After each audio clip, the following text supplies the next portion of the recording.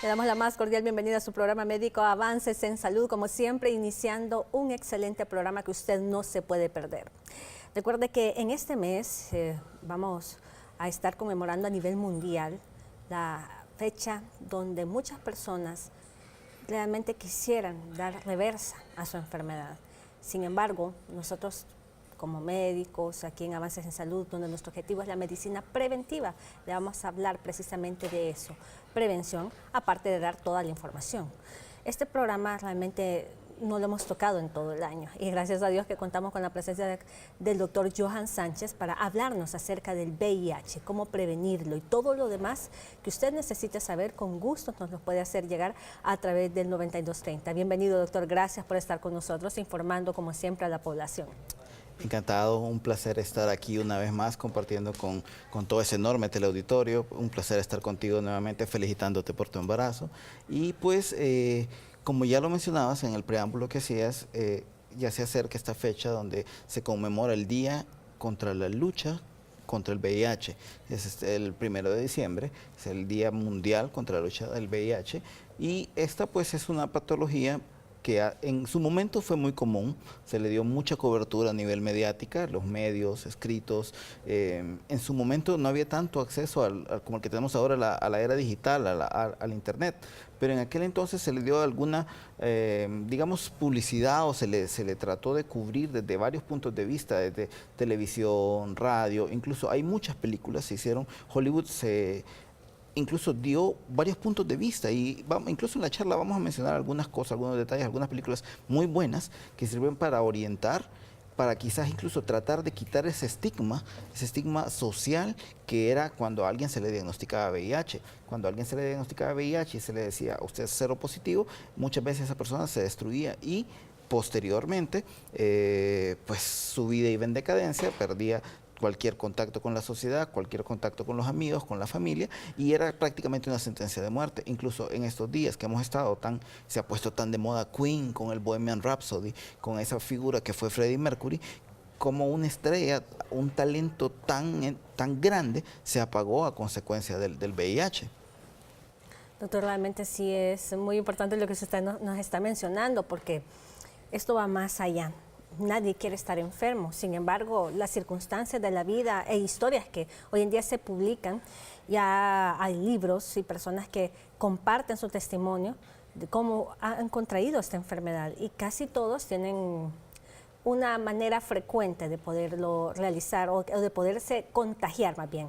Y más adelante hablaremos acerca de esto, pero ¿cuál es la diferencia entre VIH y SIDA? Ok, es importante siempre hacer algunas aclaraciones, como todo en la vida siempre tenemos que tener un contexto y saber de qué estamos hablando. De repente la gente usa indiscriminadamente un término como decir VIH o decir SIDA como tal, como sinónimos, como que fueran lo mismo. No, VIH es el virus de inmunidad humana, virus de que la inmunidad humana está disminuida. Y el SIDA ya es el síndrome con las patologías a consecuencia del virus. Entonces el virus, el VIH como tal, es la serología positiva. Cuando en un examen en un laboratorio encontramos una respuesta positiva para una enfermedad.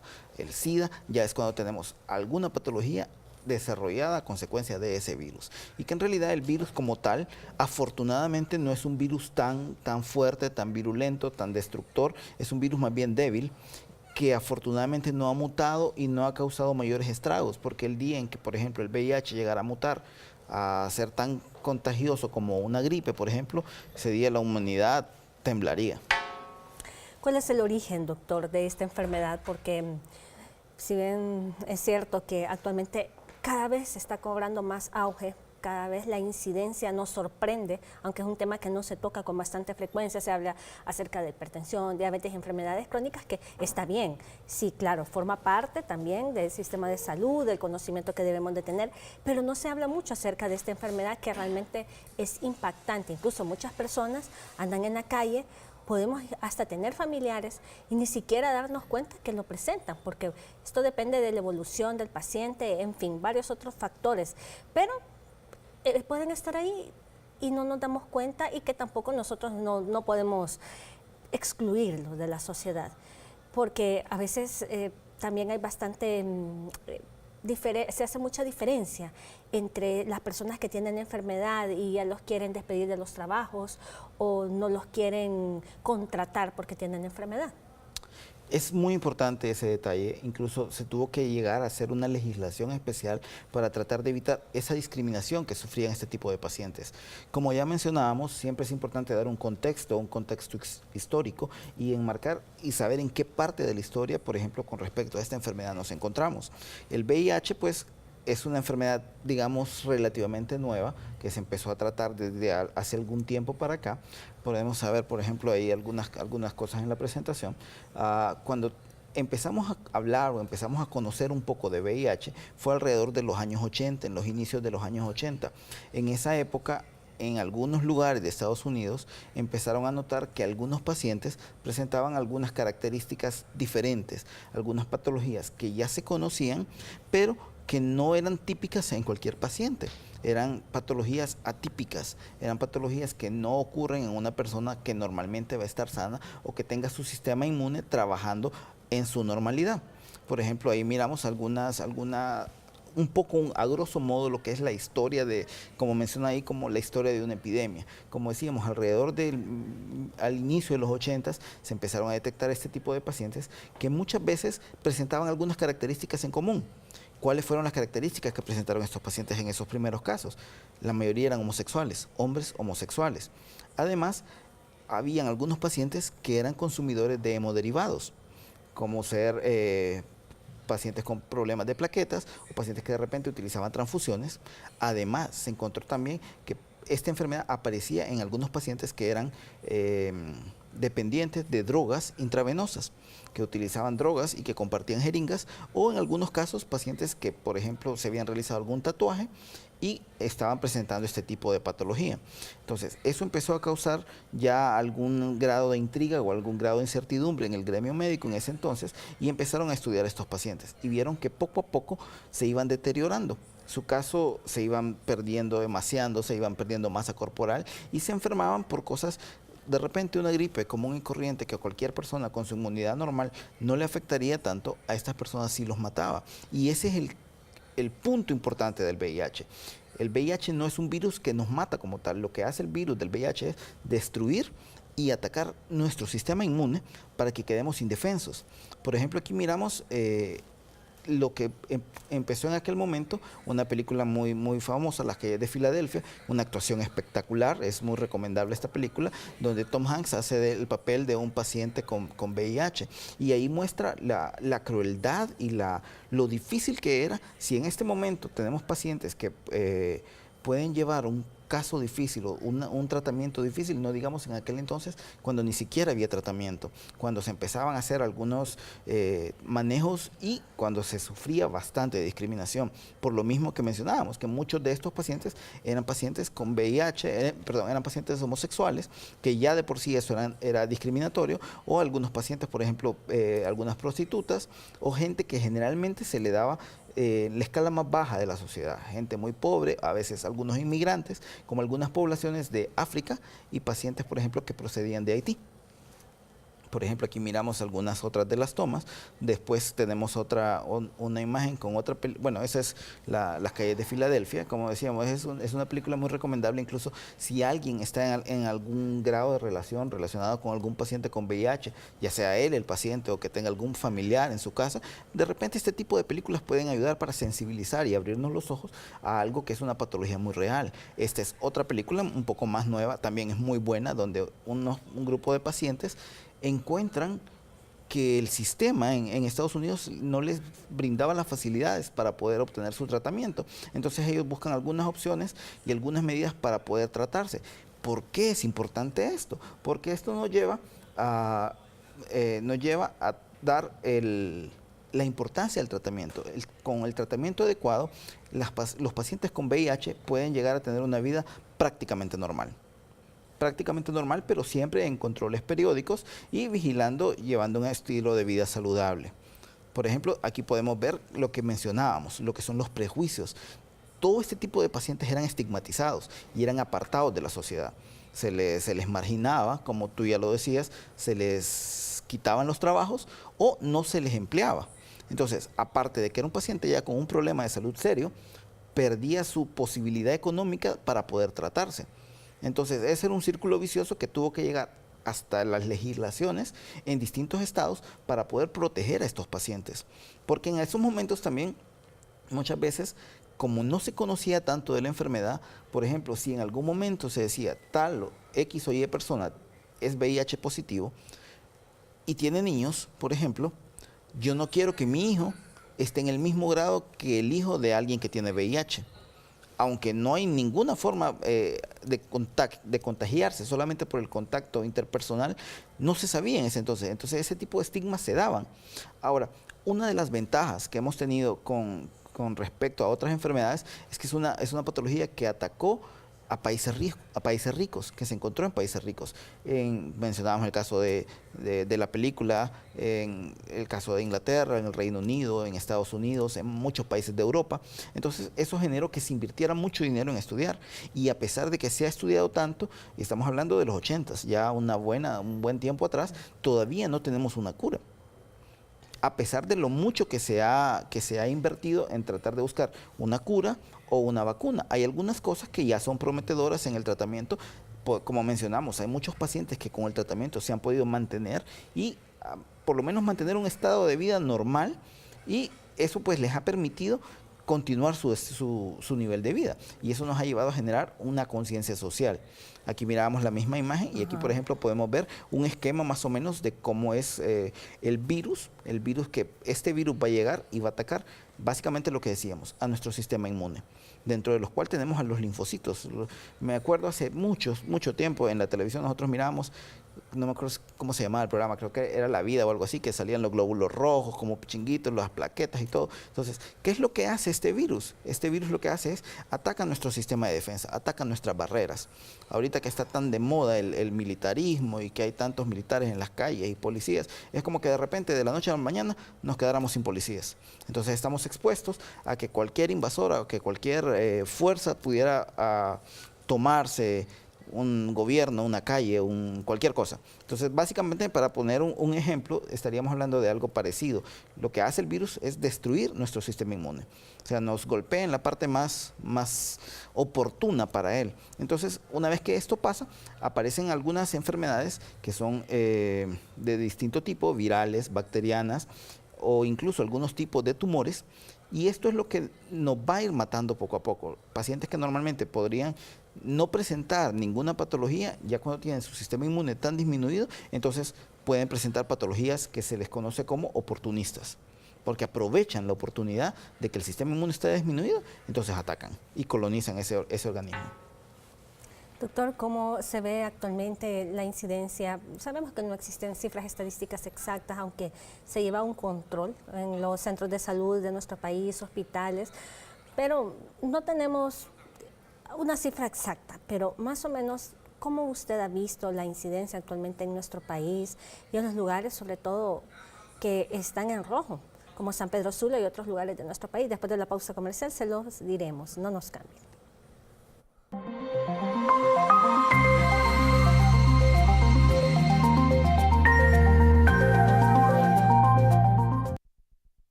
Más información acerca de este importante tema, vale la pena escucharlo, porque nadie está exento de poder tener situaciones de vida.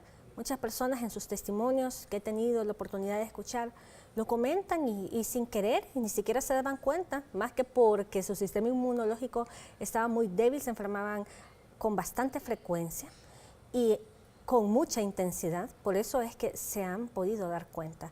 E incluso personas que tienen infidelidades eventuales y todo esto realmente existe y nadie puede decir que no, porque realmente está en nuestro entorno. Y mujeres, caballeros que no parecen, que realmente portan el virus, la enfermedad, y realmente sí están infectados.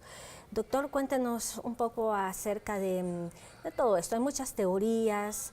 A continuación vamos a ver más imágenes acerca del virus, cómo afecta nuestra salud y cómo se va desarrollando y afectando a algunas personas. Realmente es muy difícil de que les afecte su sistema inmunológico. Todos somos totalmente diferentes. Les afecta tal vez de alguna manera, portan la enfermedad, pero hay otros que realmente es nefasto. Es muy importante lo que tú acabas de decir, todo eso que acabas de mencionar, por ejemplo, con personas que de repente se enferman mucho, que padecen mucho de algunos problemas, de repente le da mucha gripe. Ahora, no queremos alarmar a la población, de repente no alguien porque, no, a mí me dio, y ahorita vino el frío y me dio gripe y ya se pasó un mes y me acababa de dar y pasaron 2 semanas y me olvidar. No, no es ese el caso, aunque es importante lo que tú dijiste, todos estamos expuestos. Todos estamos expuestos y más aún todas las personas que ya tienen una vida sexual activa, porque estamos hablando de que hay distintos medios de transmisión, pero la principal es la transmisión por vía sexual. Ahora, por ejemplo, aquí miramos algunas imágenes, miramos donde son imágenes esquemáticas, no son exactamente así, pero podemos ver la cobertura que tiene el virus como tal y los lugares donde se une a los antígenos, a los presentadores de antígenos. No sé si podemos pasar a la siguiente figura, a la siguiente imagen. Vamos a ver también lo que mencionábamos hace un momento, donde, por ejemplo, miramos ahí algunos glóbulos rojos, algunos se miran muy bonitos, que son los que transportan el oxígeno, pero no son precisamente esos a los que ataca el virus como tal. Ataca a los glóbulos blancos, a los encargados de nuestra defensa, y dentro de los glóbulos blancos, a unos en específico, que son los CD4. Los CD4, los ayudadores, los que nos están a cargo de nuestra inmunidad.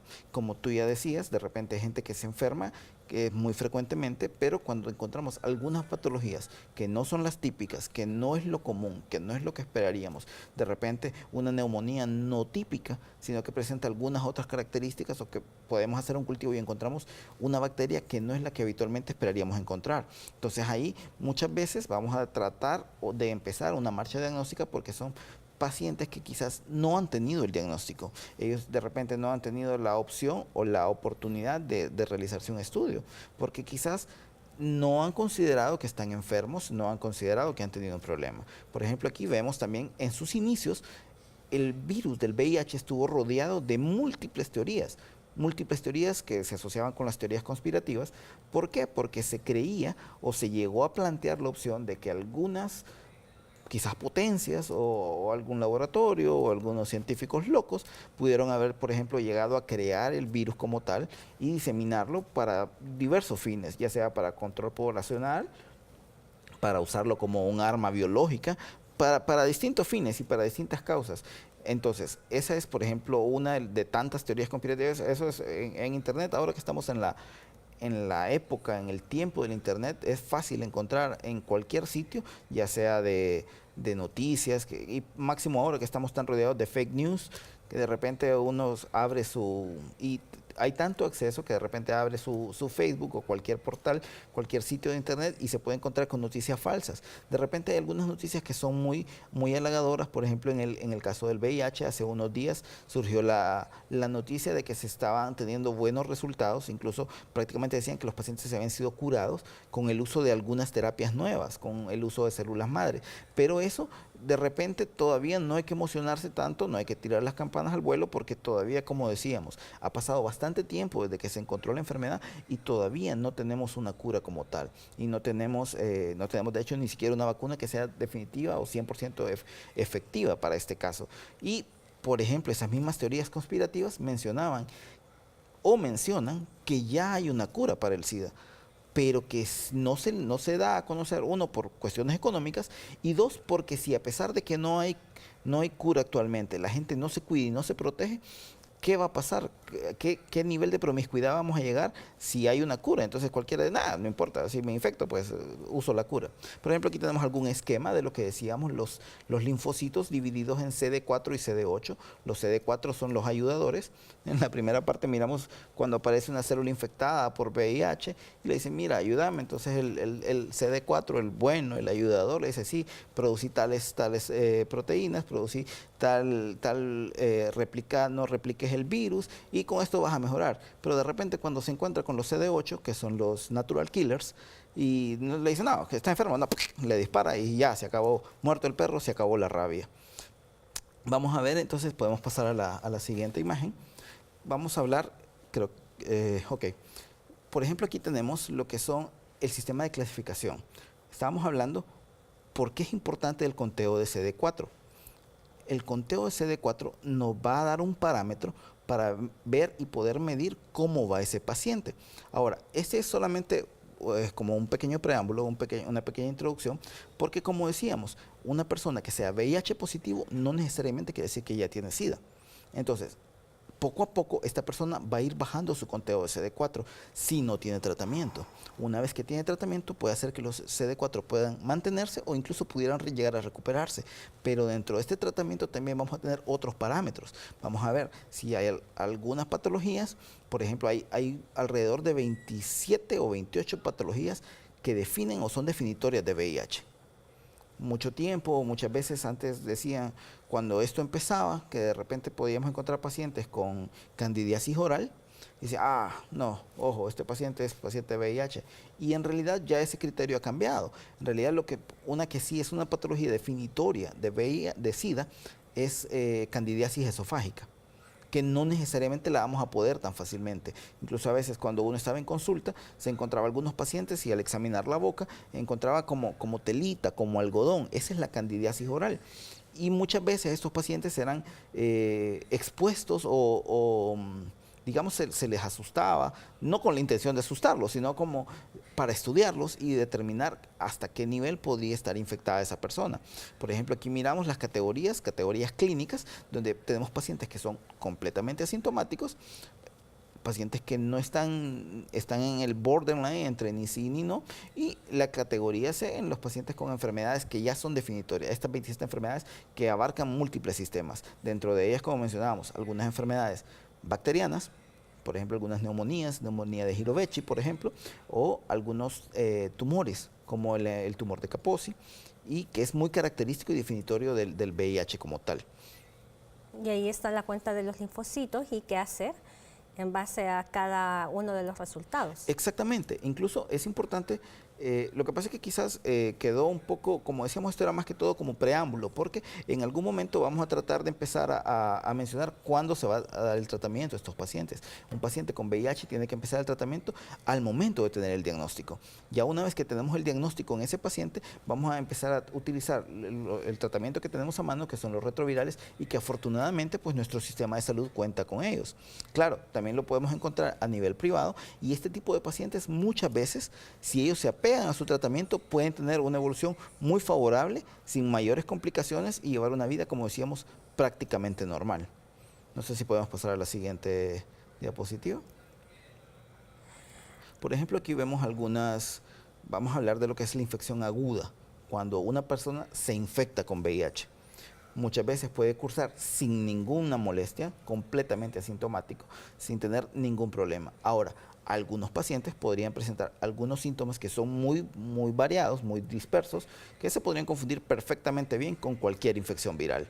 Se podría confundir con una fiebre, con un problema de, como decíamos, candidiasis, o podría presentar algunas úlceras que generalmente pueden aparecer en la boca. Ahora, ojo, es importante recordar que no toda úlcera que aparezca en la boca quiere decir que es un paciente con VIH. Claro, si tenemos alguna conducta de riesgo o incluso solamente por el hecho de ser una persona sexualmente activa, ya está expuesta. Entonces ya puede tener algún grado de sospecha de padecer algún tipo de problema si aparecieran algunas patologías. Por ejemplo, como decíamos, dentro de esta sintomatología tan dispersa podemos tener fiebre o febrícula que va de los 37.5 grados a los 38, o incluso casos ya de fiebre de los 38 en adelante hasta los 40 grados en la primoinfección, en el momento en que ocurre la infección, cuando se expone al virus. Además podemos tener, que es quizás un poco frecuente, algunas lesiones en piel, algún rash, y en algún momento se mencionaba también como la enfermedad rosa, porque suelen aparecer algunas manchas de color rosado en distintas partes del cuerpo, no necesariamente solo en el área genital, sino que pueden aparecer en cualquier parte del cuerpo. Y además vamos a presentar algunas veces alguna sintomatología que pudiera parecer algo gastrointestinal, como ser náuseas, de repente un poco de vómitos, o quizás a veces un poco de diarrea. Como decíamos, es algo muy vago. Solamente por esto un cuadro como tal no nos va a hacer pensar en hacer estudios directamente por VIH, porque puede cursar como cualquier enfermedad. Incluso en estos tiempos que afortunadamente este año no hemos tenido epidemias tan grandes como las que hemos tenido en años previos, de VIH, de Zika, de dengue, de chikungunya, pero perfectamente bien una primoinfección por VIH podría ser muy parecida o traslaparse con una infección por VIH. Así es, doctor, estamos viendo varios de los síntomas y las formas de contagio que usted más o menos nos había hablado al inicio, pero que vale la pena recordarle y afianzarle las formas de contagio de esta enfermedad. Porque sí, es cierto que la transmisión sexual es la forma más común de contagio que usted nos había comentado, pero sí existen otras que realmente vale la pena mencionarlas. Exactamente. Vamos a hablar de que las formas de contagio como tal, no todo va a ser sexual. Especialmente en sus inicios se dieron muchos casos de pacientes que pudieron llegar a contaminarse por el uso de sangre contaminada. Ahora, eso es muy difícil que pase, sumamente difícil que pase, porque ya tenemos muchos controles en nivel de los bancos de sangre, donde se procesan todo este tipo de productos que se van a aplicar a un paciente y que los necesita. Cada vez que cuando a alguien se le transfunde, se le pasa sangre, es porque ocupa que se le pase esa sangre. No es por ganas del médico de indicársela o por ganas del hospital o del Estado de gastar lo que se invierte para poder obtener esa sangre limpia, libre de muchas enfermedades, que ojo, también no solamente se puede transmitir el VIH, podemos encontrar otras enfermedades que podrían ser transmitidas si la sangre no hubiera sido estudiada y preparada adecuadamente. Eso es en el campo de otros factores no sexuales de transmisión. Recordemos también lo que es la transmisión vertical, de madre a productos, a un bebé. En ese caso es cuando la madre está infectada con VIH, puede transmitir el VIH a su bebé, ya sea al momento del parto o durante el embarazo o incluso durante la lactancia, por lo cual en los casos de que tenemos pacientes con VIH se les da medicamento para que el bebé no se infecte. Además, en esos casos ya se justifica la cesárea como tal, y posteriormente a eso, en estos casos, a estos bebés no se les dará leche materna, o al menos no leche materna de su madre, de la madre. Si se pudiera conseguir o encontrar leche materna para mantener y alimentar al bebé de otro donador o de otra persona que se le pudiera dar, pues no hay ningún problema. Y además, incluso, pues tristemente podemos tener incluso formas de contagio accidental. Por ejemplo, cuando es lo más común en el campo de las personas que trabajamos en el área de la salud, de repente en quirófano, ¿quién no se ha pinchado con una aguja? Y después entonces ya empiezan los nervios y se preguntan quién era la persona que se estaba operando, y pues resulta que es una persona que era promiscua, que era una cesárea y es el cuarto embarazo con distintos padres. Son ese tipo de cosas que pueden llevar a un riesgo que afortunadamente es menor. El pincharse con una aguja y adquirir el VIH como tal es mucho menor, es muy poca la probabilidad, pero es una probabilidad que existe. Incluso hablando también de lo que era dentro de la transmisión sexual hay múltiples factores, y dentro de lo que es sexualidad como tal y sexualidad humana no está todo escrito. O sea, hay múltiples variantes y múltiples opciones, dentro de las cuales incluso podemos mencionar, se ha reportado algunos pacientes que se han contaminado por el uso de objetos sexuales.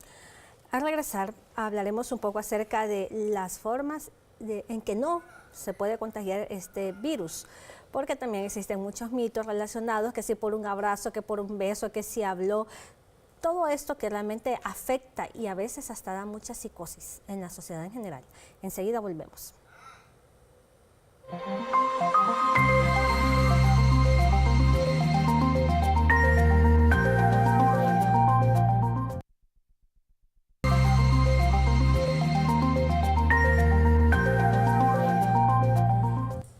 son los medios por el cual se transmite la enfermedad? Ya nos comentó el doctor Sánchez en el segmento anterior.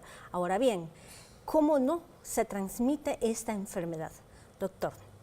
Ok, es importante lo que decíamos, no estigmatizar, no, de repente cuando tenemos pacientes, no juzgar a la gente, no pensar de que se contaminó porque tiene conductas sexuales de riesgo. No, hay mucha gente que se ha contaminado con una sola relación sexual con alguien que estaba infectado y muchas veces ni siquiera sabía tampoco la persona que estaba infectada. Entonces, eso generó muchos mitos, generó muchas leyendas y muchos problemas. Entonces, por ejemplo, aquí miramos en la imagen cuáles son algunas formas en que no se transmite o que no podemos llegar a contaminarnos con una persona que pueda estar infectada con VIH. Lo habitual, por ejemplo, un saludo de manos, incluso un beso en la mejilla, no va a provocar que se transmita el VIH para nada. El uso de piscinas, incluso dormir o convivir con alguien, el uso de sanitarios, servicios sanitarios o un baño, no va a generar bajo ningún punto que se pueda llegar a contraer una infección como el VIH. Incluso durante mucho tiempo he escuchado muchas veces pacientes que me dicen, no, mire, es que tal paciente se contaminó porque es un baño público. No, al menos en el caso del VIH no va a pasar. O muchas pacientes que de repente decían, no, salí embarazada por accidente porque me senté en un baño público. Es imposible, eso no les va a pasar. Ahora, como decíamos, por ejemplo, no se va a transmitir por un abrazo, como ya lo mencionaba la doctora, por utilizar algo tan cotidiano como es el celular. Sabemos que muchas veces los celulares son de los aparatos más contaminados que tenemos en la casa, pero eso pues afortunadamente no nos va a transmitir un VIH. De repente por compartir ropa no debería haber algún problema, incluso por llegar a los besos, un beso como tal en la boca y con contacto de saliva, de repente afortunadamente no va a asociarse con la transmisión del VIH.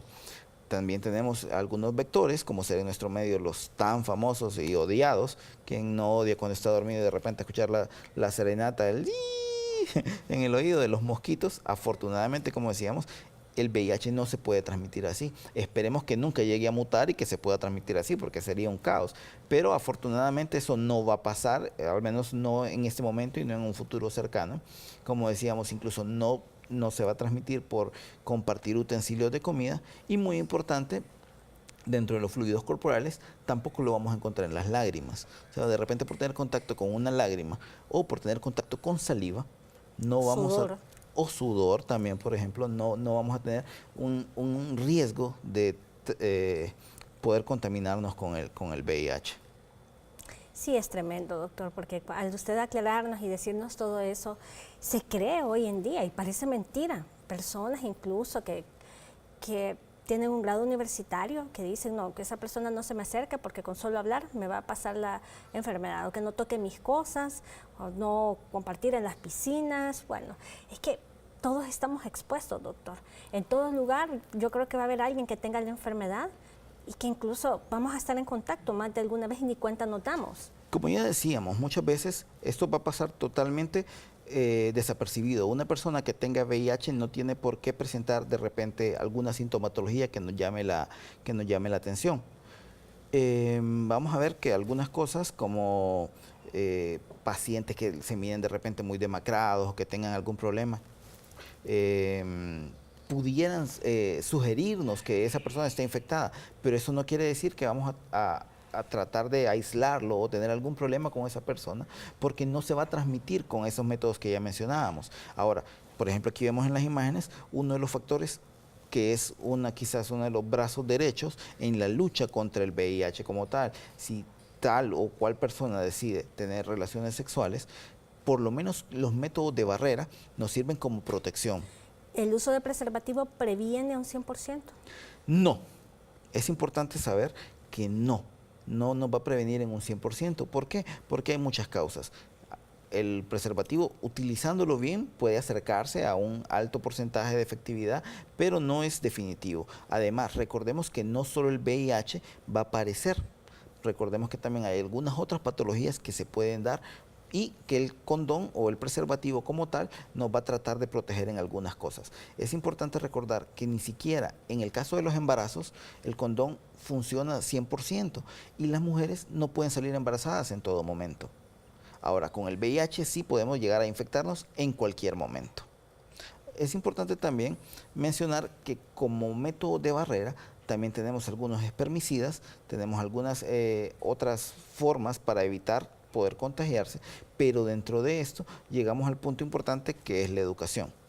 La educación, porque por ejemplo, esta charla, este tipo de programas nos sirven para poder dar esas herramientas donde la gente pueda darse cuenta cómo pueda llegar a evitar contaminarse.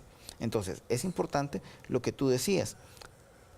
No es que mucha población, de repente que ya sea con un grado académico muy elevado, tiene que saber todos estos detalles, porque no es un ignorante en ese sentido, porque ignorante es el que no sabe lo que tiene que saber. Quizás alguien que sepa mucho de leyes, que sepa mucho de ingeniería, que sepa mucho de política en estos días que se ha hablado tanto, no necesariamente tiene que conocer esto, pero sí tener algún conocimiento básico, algún conocimiento general para desmitificar ese tipo de problemas. Así es, doctor. Bueno, yo creo que en diapositivas anteriores teníamos la sintomatología de una primoinfección, cuando el paciente viene contagiándose con enfermedad, que usted ya nos habló muy bien de eso, que no porque tenga fiebre o que tenga dolor en los músculos o en las articulaciones quiere decir que es que tenga la enfermedad, que puede ser varios de ellos como una sospecha, porque en realidad también, aprovechando que usted nos hable de esto, doctor, ¿cada cuánto nos deberíamos de hacer un estudio o un chequeo para ver si tenemos esta enfermedad? Es importante hacer ver algunos detalles. Por ejemplo, en la diapositiva que tenemos ahí, y creo que ya sé cuál es el problema también que tenemos con las diapositivas. Creo que tenía 2 presentaciones y de repente le mandé la que no estaba modificada y más actualizada, que es la que tenemos aquí. Pero bueno, por ejemplo, en el caso que miramos en la imagen, es un caso famoso de un basquetbolista que fue diagnosticado con VIH hace mucho tiempo, a principios de los 80s, y él está vivo. O sea, él está perfectamente bien, lleva un estilo de vida muy saludable y es Magic Johnson. De hecho, él ha generado, creo que tiene una fundación para luchar y para estudios acerca del VIH, cómo tratarlo, porque también podemos decir, es una persona que ha tenido muchas ventajas, tiene mucho dinero, por lo menos para tratarse, para poder costear sus tratamientos antiviral, retroviral y poder mantener un estilo de vida muy saludable. Además, recordemos que era una persona que hacía ejercicio, una persona que era un atleta y eso pues le va a generar muchos factores que lo previenen de poder desarrollar este tipo de patología. Ahora, por ejemplo, miramos otra imagen donde es una serie de televisión ampliamente conocida, donde presentaban todo lo que son las conductas de riesgo que podía presentar una persona. Consumir, el uso de drogas, el uso de, una persona que era sumamente promiscua, una serie que era, quizás en ese sentido hasta podía orientarnos a cuál fue el final, y de hecho el personaje en esa serie al final muere a consecuencia de los abusos que llevaba. Entonces siempre es importante, como ya mencionábamos antes, y que se quedó pendiente por el cambio de diapositivas, es importante lo que tú decías, cuándo hacernos un examen.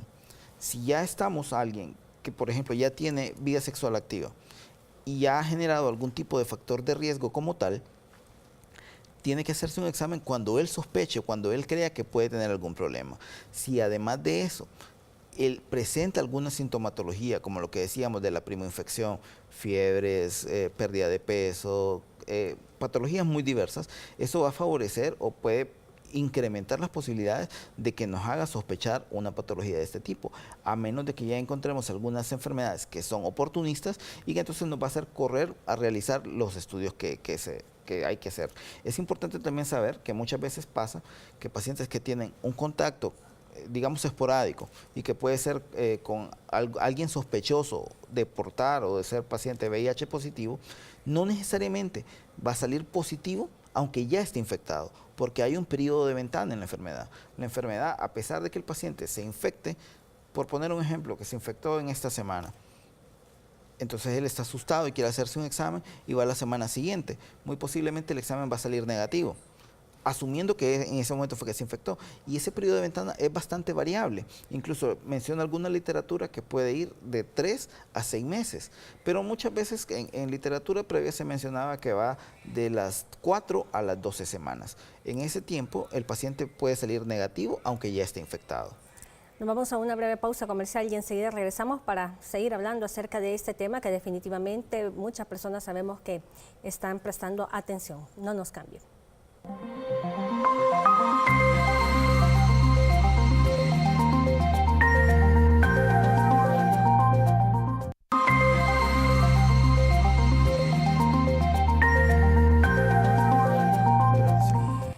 bueno, tenemos muchas consultas en relación con este tema. Una de ellas es, bueno, pacientes que se preguntan, yo me hice el estudio de VIH el año pasado y me salió negativo.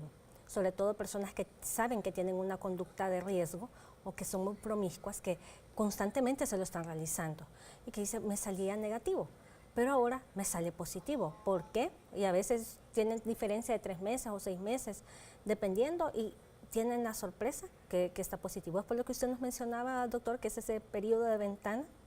Exactamente. Tenemos eso, es un periodo de ventana, es un periodo de tiempo que se define como el tiempo que ocurre entre que la persona se infecta y el momento en que sale positivo para los estudios de laboratorio. Estos estudios van a ser, como ya decíamos, el recuento de los CD4 y la carga viral. Además, la serología para que salga positivo por VIH. Este tiempo va a llevar, en algunos casos, desde un par de semanas, 1 a 2 semanas, hasta algunos casos que son más extremos, de 4, 5 o hasta 6 meses. Y en ese tiempo el paciente puede estar contaminado y las pruebas de laboratorio van a salir completamente normales. Él va a salir como que estuviera totalmente sano, pero ya está infectado y ya esa persona puede contaminar a otras personas. Doctor, ¿cómo se hace el diagnóstico de esta enfermedad? Es importante, como ya decíamos, eso es un diagnóstico clínico. Vamos a sospecharlo en los pacientes cuando ya presentan alguna sintomatología, cuando en la historia clínica evaluamos las conductas y si hay conductas de riesgo en cada paciente. De repente pacientes, como ya decíamos, que son muy promiscuos o que tienen relaciones sexuales con personas que pudieran estar en riesgo, dentro de los cuales vamos a mencionar los grupos de riesgo que han sido, bueno, todos estamos expuestos y todos estamos en riesgo, pero dentro de ese riesgo hay personas que tienen mayor probabilidad. Como decíamos, pacientes, por ejemplo, que son usuarios de hemoderivados, los pacientes a los que se les pone transfusiones, los pacientes que tienen algún grado de déficit, por ejemplo, de factor 8, por poner un ejemplo, aunque afortunadamente, como decíamos, ya las pruebas para cualquier producto hemoderivado que se ponga en un paciente es sumamente baja, la posibilidad de poder transmitir el VIH por este medio. Pero si tenemos, por ejemplo, lo que son, por ejemplo, los y las personas trabajadoras en el campo sexual, ellos muchas veces ya pueden estar contaminados o están mucho más expuestos. Entonces, tener relaciones con una persona de este tipo pudiera llegar a generar que cualquier persona que esté sana se llegara a infectar. Y como decíamos, aunque esta persona esté infectada, va a haber un periodo de ventana. No puede, quizás la ansiedad también se lo va a comer en ese tiempo en que transmite o que transcurre el periodo de ventana, para poder tener la certeza de que no esté infectado. En todo caso, la principal medida que podemos hacer es principalmente la fidelidad dentro de la pareja, y tratar de evitar, si no hay ese grado o ese compromiso de fidelidad, pues utilizar, entre otros, los métodos de barrera, principalmente el preservativo. Los fluidos con mayor carga viral, doctor, es decir, donde se encuentra mayor concentrada la enfermedad. Como ya decíamos, es más probable encontrar mayor carga viral en el semen, por ejemplo, o en los fluidos seminales, en los fluidos vaginales, también en la leche materna. O sea, estos son los que podrían llegar a provocar que, al estar en contacto, por ejemplo, con mucosas, con la boca, con las mucosas heterogenitales o con los ojos, pudiera entrar más fácilmente el virus a nuestro cuerpo. Ahora, es importante recordar que no se va a transmitir por el sudor, se va a transmitir por las lágrimas y no se va a transmitir por la saliva. O sea, eso es muy importante y es muy importante recalcarlo, porque de repente, como decíamos, hay muchos mitos, hay muchos miedos, hay mucha gente que dice, no lo voy a saludar o me voy a alejar de tal persona.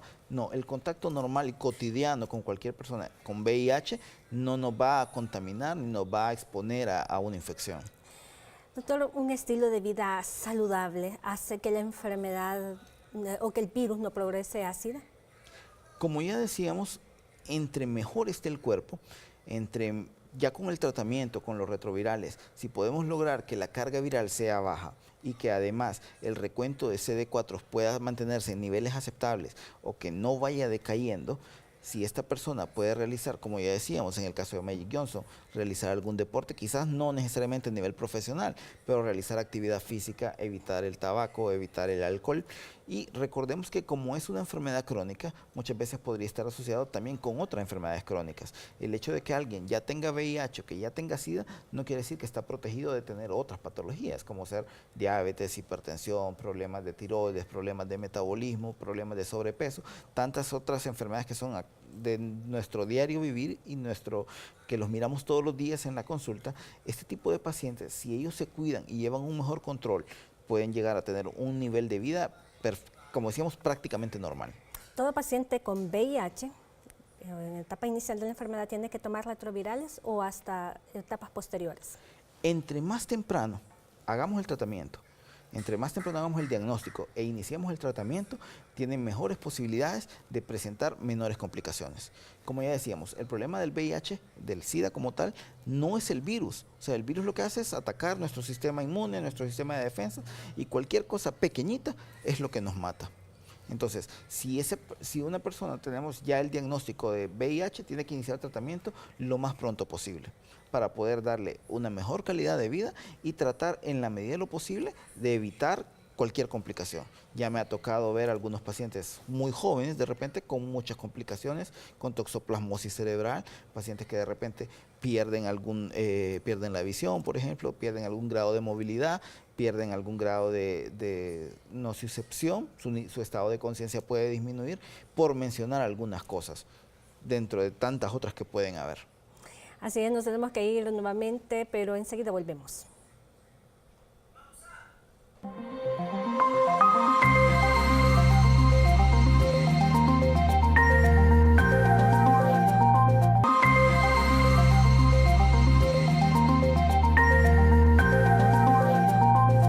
Al final de Avances en Salud, muchísimas gracias por su fiel sintonía y al doctor Johan Sánchez por este importantísimo tema que nos ha traído en conmemoración de la prevención contra el cáncer este mes que pasó. Realmente así para nosotros es muy importante porque sí hablamos acerca del tema, se hizo prevención en salud, pero ahora estamos celebrando en este mes de diciembre la prevención de la lucha contra el VIH y realmente siempre ocupamos un espacio en Avances en Salud para hablar de prevención y este tema no se puede quedar atrás. Doctor, muchísimas gracias por habernos hablado de la mejor manera, práctica, sencilla y con conocimiento médico acerca de este virus. Muchísimas gracias. ¿Y dónde lo pueden contactar nuestros televidentes? Un placer poder acompañarlos y como ya hemos dicho en otras ocasiones, estamos en Clínicas y Laboratorios Biotest para hacer las citas al 2246-1916. Así es, en pantalla están los números de teléfono del doctor Johan Roberto Sánchez, un excelente médico al que ustedes tienen que visitar. Muchísimas gracias y los esperamos en una próxima ocasión, mañana mismo, de 9 a 10 de la noche, siempre a través de la señal satelital de Televisión Educativa Nacional, Canal 10. Buenas noches.